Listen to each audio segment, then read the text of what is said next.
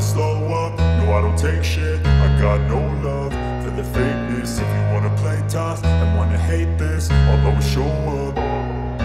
I don't ever slow up, no I don't take shit. I got no love for the fakeness. If you wanna play tough and wanna hate this, I'll always show up and make a statement. I don't ever slow up.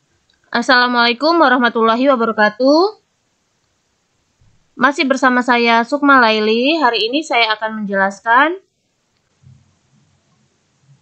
contoh soal penghapusan piutang tidak tertagih metode langsung. Sebelum memulai pelajaran, baiknya kita berdoa dahulu menurut agama dan kepercayaan masing-masing.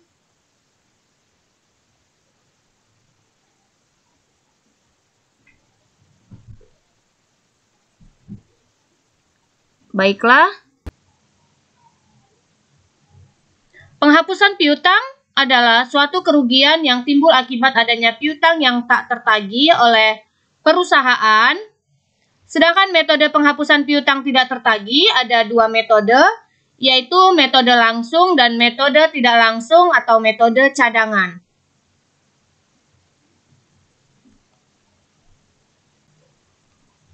Metode langsung adalah metode pencatatan kerugian piutang yang langsung mengurangi piutang yang bersangkutan.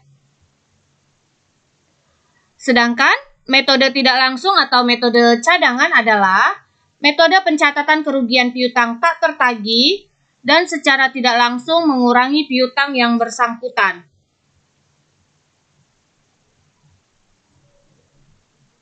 Transaksi penghapusan piutang metode langsung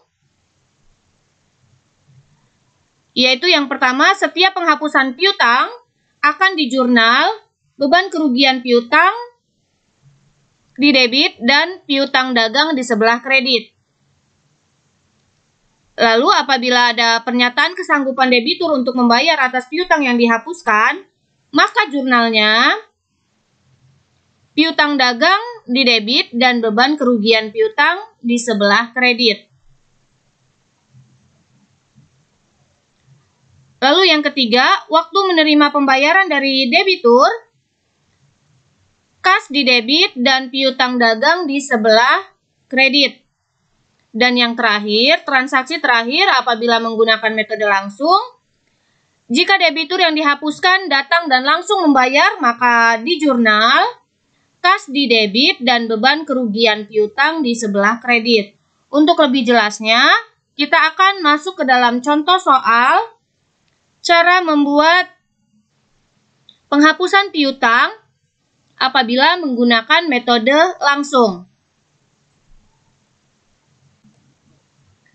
Baiklah, kita mulai.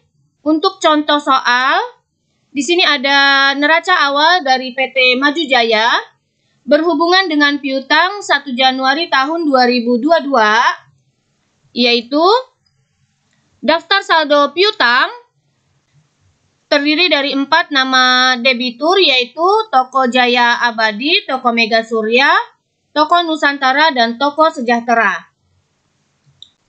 Dan transaksi yang terjadi selama tahun 2022 antara lain, tanggal 10 Januari diterima dari Toko Jaya Abadi pembayaran faktur tanggal 10 Desember per 2021 sebesar 12.600.000.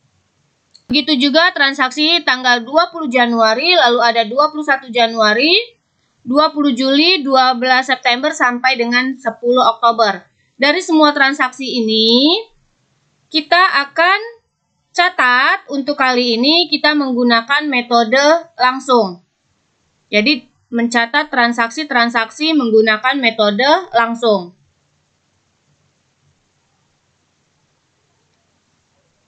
Maka, dari daftar piutang ini dan dari transaksi yang terjadi selama tahun 2022 akan dijurnal apabila kita menggunakan metode langsung. Untuk transaksi yang pertama tanggal 10 Januari, ini tahun 2022 ya, ralat tahun 2022, diterima dari Toko Jaya Abadi pembayaran faktur tanggal 10 Desember per 2021. sebesar Rp12.600.000. Maka jurnalnya yaitu tanggal 10 Januari di jurnal kas di debit dan piutang dagang di sebelah kredit masing-masing sebesar Rp12.600.000. Lalu transaksi berikutnya tanggal 20 Januari, pengadilan menyatakan toko Nusantara jatuh pailit, saldo piutangnya dihapuskan. Kita lihat di sini ada toko Nusantara sebesar Rp15 juta. Minta dihapuskan. Maka jurnalnya untuk penghapusan piutang tanggal 20 Januari yaitu beban kerugian piutang di sebelah debit dan piutang dagang di sebelah kredit apabila kita menggunakan metode langsung. Masing-masing sebesar Rp15 juta sesuai dengan di soal, yaitu ada di daftar piutang. Transaksi berikutnya tanggal 21 April, Herlina pemilik toko Mega Surya, kita lihat di sini ada toko Mega Surya di daftar piutang, meninggal dunia diputuskan untuk menghapuskan saldo piutang kepadanya. Jadi minta dihapuskan piutangnya karena meninggal dunia sebesar Rp10 juta.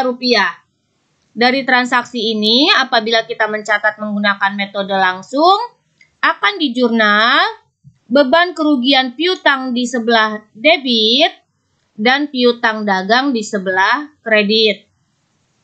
Masing-masing sesuai dengan di soal yaitu sebesar Rp10 juta.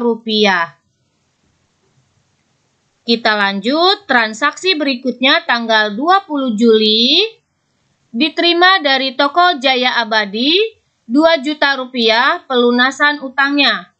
Maka transaksi ini kita catat ke dalam jurnal umum dengan menggunakan metode langsung karena ada pelunasan, kas di debit dan piutang dagang di sebelah kredit. Masing-masing sebesar Rp2 juta. Kita lanjut, transaksi berikutnya tanggal 20 September dihapuskan piutang kepada Toko Sejahtera karena perusahaan tersebut jatuh pailit.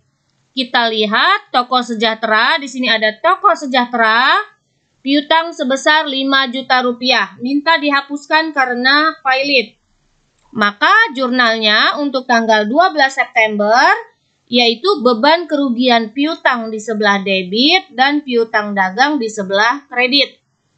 Masing-masing sesuai dengan saldo piutang dagang yaitu sebesar Rp5 juta. Kita lanjut, transaksi yang terakhir yaitu tanggal 10 Oktober. Ahli waris Herlina datang ke perusahaan dan membayar lunas utangnya sebesar Rp10 juta. Jadi sebelumnya kita telah menghapuskan di tanggal 21 April, telah menghapuskan piutangnya, ternyata ahli warisnya datang untuk membayar.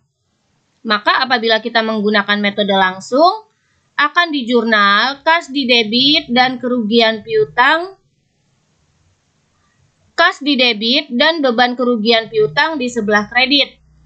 Masing-masing sebesar Rp10 juta. Itulah tadi cara membuat jurnal penghapusan piutang apabila menggunakan metode langsung. Sekian pembelajaran hari ini, semoga bermanfaat. Terima kasih. Wassalamualaikum warahmatullahi wabarakatuh.